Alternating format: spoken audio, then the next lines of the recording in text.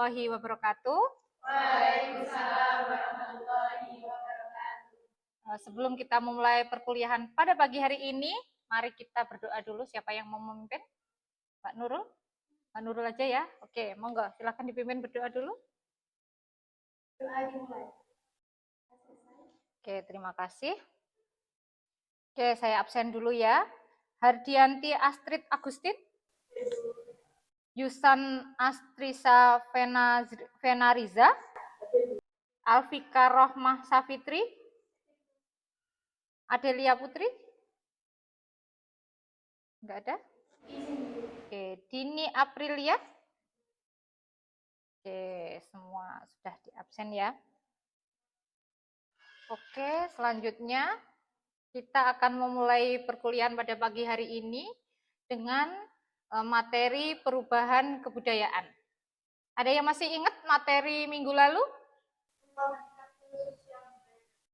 Ya, apa itu hakikat ilmu sosial budaya dasar?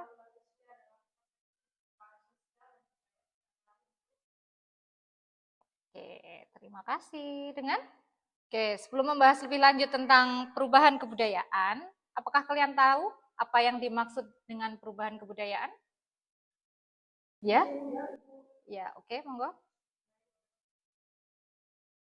Perubahan kebudayaan adalah proses terjadinya pergeseran kemudian atau suatu transformasi dalam unsur-unsur kebudayaan. Oke, terima kasih. Jadi sebelum kita mengurai tentang perubahan kebudayaan secara utuh, perubahan itu apa sih? Perubahan secara umum berarti pergeseran, peralihan, atau perbedaan dari kondisi sebelumnya menjadi kondisi yang baru. Secara etimologis, perubahan berasal dari kata dasar ubah yang berarti berganti. Jadi perubahan adalah proses atau hasil dari mengubah atau berubah. Dan di sini, dalam ilmu sosial dan budaya, perubahan berarti pergeseran nilai norma struktur sosial, budaya, atau pola kehidupan masyarakat dari waktu ke waktu. Dan sementara, kebudayaan sendiri adalah cara hidup dan kebiasaan yang dimiliki oleh suatu kelompok orang. Jadi kebudayaan itu harus terdiri dari banyak orang ya, nggak bisa hanya satu orang. Ini mencakup cara berpakaian, makanan yang dimakan, bahasa yang digunakan, serta tradisi dan upacara khusus, di mana di tiap daerah kebudayaan itu selalu berbeda-beda. Sementara perubahan kebudayaan sendiri adalah proses terjadinya pergeseran, penyesuaian, atau transformasi dalam unsur-unsur kebudayaan suatu masyarakat, baik secara lambat maupun cepat, akibat interaksi internal maupun pengaruh eksternal. Seperti yang disebutkan tadi ya. Dan perubahan ini dapat mencakup perubahan dalam pola pikir, nilai, norma, adat istiadat, teknologi, bahasa, kesenian, lembaga sosial, dan cara hidup masyarakat secara keseluruhan. Jadi perubahan kebudayaan itu ada yang secara keseluruhan atau hanya sebagian. Nah, tahukah kamu kenapa kebudayaan itu bisa berubah? Karena cara hidup setiap kelompok manusia itu di setiap tempat berbeda. Itu bisa dipengaruhi oleh geografis misalnya, lingkungan sekitar, seperti itu. Dalam kasus ini, karena Indonesia itu secara geografis bermacam-macam ya, ada yang laut, ada yang gunung, dan lain sebagainya, sehingga kebudayaan yang ada di Indonesia itu bervariasi. Itu tergantung kondisi geografis di sekitar. Misalnya di Tengger, itu cuacanya seperti apa kalau Tengger? Dingin kan? Tentu kebudayaannya berbeda. Cara mereka berpakaian, cara mereka bersosialisasi itu tentu berbeda dengan kita yang ada di pesisir pantai. Mata pencahariannya pun akan berbeda-beda. Dan di Indonesia bentuk-bentuk budaya sangat mudah dilihat dari suku, bahasa daerah, rumah adat, lagu adat, baju, permainan tradisional, dan lain sebagainya. Nah, perubahan kebudayaan itu dipengaruhi oleh beberapa hal. Yang pertama, kontak dengan budaya luar, itu akulturasi atau asimilasi. Kemudian yang kedua itu perkembangan teknologi. Ada yang bisa memberikan contoh perkembangan teknologi yang mempengaruhi kebudayaan itu seperti apa? Media sosial. Itu mengaruhi cara kita untuk bersosialisasi, berkomunikasi. Terus kemudian modernisasi dan globalisasi. Itu karena globalisasi kita kalau yang dulu itu ke Indonesiaan banget ya kan. Sekarang kita mulai melirik budaya-budaya luar. Budaya Amerika, budaya apa yang populer di apa? K-pop. Oke, kemudian adanya perubahan kondisi sosial ekonomi. Itu seperti kalau dulu pandemi ya. Pandemi itu sangat berpengaruh terhadap kondisi sosial ekonomi masyarakat kita. Mbak, bisa jelaskan pengaruh pandemi terhadap kondisi sosial ekonomi masyarakat? Kita tidak boleh untuk keluar rumah, kan? Jadi otomatis ekonomi banyak yang lesu. Dalam dalam situasi yang tidak boleh keluar rumah, mungkin harus beralih ke online atau mungkin beralih profesi mungkin, atau bahkan sampai ke mungkin mengalami kolaps usahanya atau mengalami kebangkrutan, bahkan sampai mungkin mengalami PHK. Jadi sangat berdampak sekali Bu untuk perekonomian kalau dampak dari COVID kemarin. Oke, terima kasih. Kemudian adanya pendidikan dan pola komunikasi generasi itu juga mempengaruhi perubahan kebudayaan. Kalau generasi terdahulu itu terbiasa dengan budaya-budaya tradisi ya, seperti wayang, gamelan dan lain sebagainya. Kemudian kalau eh, masyarakat yang sekarang, anak-anak muda seperti kalian itu kan yang disukai K-pop. Sifat perubahan kebudayaan itu yang pertama evolusioner atau bertahap, itu dalam jangka waktu yang panjang ya biasanya. Jadi tidak langsung serta-merta berubah. Misalnya kebudayaan menggunakan kebaya, itu kan tidak serta-merta, kalau sekarang lebih cenderung kebaya itu jadinya gamis kan. Nah itu kan prosesnya kan panjang, nggak yang serta-merta kebaya itu berubah jadi gamis gitu kan. Misalnya contohnya seperti itu. Kemudian revolusioner, secara cepat dan drastis. Itu misalnya karena adanya misalnya bencana alam. Kemudian perubahan kebudayaan secara kecil itu atau minor. Itu misalnya ya tadi. Kalau dulu kita berkebaya itu pakai sanggul, sekarang berkebaya itu pakai jilbab. Jadi nggak mempengaruhi keseluruhannya, hanya sebagiannya saja. Kemudian kalau besar itu menyeluruh. Jadi mau berubah seperti apa itu sudah direncanakan. Ada misalnya program-program pemerintah terhadap perencanaan suatu daerah itu bisa mempengaruhi kebudayaan di suatu daerah. Kemudian yang tidak direncanakan itu ya seperti adanya bencana alam itu tadi. Itu perubahan kebudayaan yang tidak direncanakan. Dampak perubahan budaya itu ada dampak positif dan dampak negatif. Dampak positifnya yang pertama, memperkaya keragaman budaya kita. Itu ya. Misalnya apa? Misalnya masuknya budaya Tionghoa.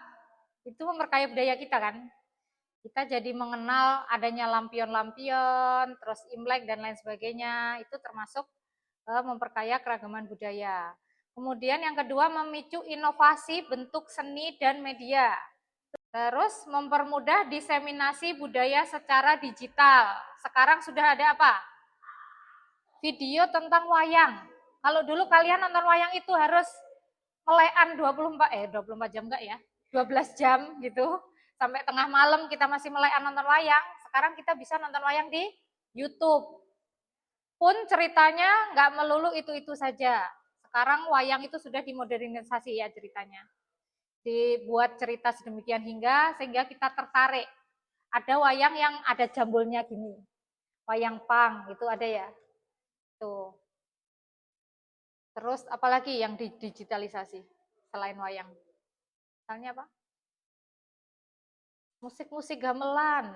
Itu kan sekarang sudah dimix sama pop. Ya kan?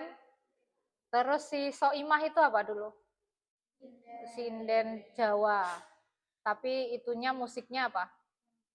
Nah, itu sudah di mix dan match. Kalau dulu kan lagu bahasa Jawa itu terkenal dengan langgam dan lain sebagainya yang kita nggak paham ya artinya apa kan banyak kan. Kalau kalian sih, kalian paham bahasa Jawa Kromo? Oke. Kemudian efek negatifnya itu bisa menggerus identitas budaya lokal. Tuh, sekarang banyak sekali budaya lokal yang dianggap sebagai bid'ah. Ya nggak? Nah, itu bisa menggerus identitas budaya lokal. Padahal itu sebenarnya kebudayaan itu tergantung bagaimana sudut pandang kita dan tujuannya. Kalau tujuannya hanya untuk melestarikan, itu sebenarnya sah-sah saja ya. Kemudian yang kedua membuat generasi muda kehilangan akar budaya seperti kalian. Ada yang pernah lihat ceprotan? Tidak tahu itu ceprotan. Tidak. Oke, tahu? Pernah nonton? Oh, pakai video ya. Nah, itu termasuk digitalisasi kebudayaan. Ceprotan. Wayang beber ada yang tahu? Tahu? Beneran tahu apa tahu-tahuan? Ya. Oke. Kemudian efek negatifnya budaya tradisional dianggap kuno dan tidak relevan. Ya kan? Kalian nonton wayang mesti ngapain sih nonton wayang gitu kan? Kalau dengerin gamelan, apa itu gamelan? Gitu enggak? Oh, tayupan suka? Oh, tak kira suka tayupan. Kemudian digitalisasi budaya lokal dengan membuat konten visual interaktif, animasi atau ilustrasi. Dari pernah lihat ini enggak di pameran? Pernah? Menarik kan? Coba kalau kamu lihat pementasan yang sebenarnya gitu, agak berbeda sebenarnya ya. Kalau di sini kan ceritanya sudah lebih menarik, lebih interaktif. Jadi kalian dengan bahasa-bahasa yang mudah dipahami juga gitu. Pernah lihat semua apa enggak? Enggak, belum. Nanti dikabari ya temennya kalau ada pameran-pameran seperti ini. Iya, ini pameran di AKN ini. Ya nanti lain kali ya, kalau ada lagi temennya dikabari, biar tahu kebudayaan daerah sendiri. Oke. Nah, ini ada kolaborasi seniman, akademisi, dan masyarakat. Itu sebenarnya kemarin ada tamu dari saya lupa ya, Hungaria apa mana ya. Dia dari UNICEF. Itu datang berkunjung ke Pacitan memang hanya untuk mempelajari wayang beber dan cerita-cerita Panji. Jadi sebenarnya wayang beber itu sudah terkenal di luar negeri. Tapi di negeri sendiri banyak yang tidak tahu. Benar. Bahkan di Jepang itu pun sudah populer sekali loh. Dari anak-anak kecil itu mereka sudah paham karena ada kayak semacam wayang beber tapi namanya saya lupa. Kalau di Jepang itu ya ada. Ya seperti itu. Budaya-budaya tradisi. Ini dari teman-teman dari UNESCO ini. Bahkan ada itu loh peneliti dari Jerman yang sempat meneliti wayang beber juga. Oke, budaya itu tidak pernah diam ya, akan terus berubah dan berkembang sesuai perkembangan zaman. Dan wayang beber itu sebaiknya tidak boleh diberlakukan hanya sebagai pusaka untuk dipajang, tapi sebagai ruang hidup yang terus berubah dan bicara kepada zamannya. Jadi bisa kita sesuaikan dengan zamannya. Kalau zaman digital ya kita buat seperti digital, digitalisasi. Kemudian generasi muda bukan hanya objek pelestarian seperti kalian itu, tapi harus sebagai subjek yang melakukan pelestarian terhadap budaya-budaya tradisi. Nah, di sini ini pertunjukan wayang beber yang menggabungkan dua tradisi dan modern ini sebenarnya ya. Jadi yang tradisi itu yang seperti tadi, yang saklek. Nah, yang modern itu menggunakan musik-musik yang lebih populer untuk di kalangan remaja. Oke. Bentar. Klik. Oh, iya. Nah, untuk pertemuan hari ini saya rasa cukup sekian ya. Untuk pertemuan selanjutnya kita akan membahas tentang manusia sebagai makhluk individu dan sosial. Jadi kalian kalau sempatkan untuk membaca sedikit-sedikit materi tentang itu ya, untuk pertemuan minggu depan. Dan tugasnya, nah ini tugasnya ya. Nah ini tugasnya membuat makalah tentang upaya pelestarian budaya tradisi secara spesifik. Misalnya kalian ini karena setiap budaya itu memiliki apa ya, cara untuk melestarikan yang berbeda-beda ya. Kalau wayang beber tadi dengan apa, kalau gamelan dengan apa, kalau wayang kulit itu sudah beda lagi ya. Itu jadi kalian bisa satu aja tentang wayang kulit, gamelan atau yang lainnya. Kemudian untuk pengumpulan tugasnya itu bisa di scan barcode di situ, nanti bisa dikirim.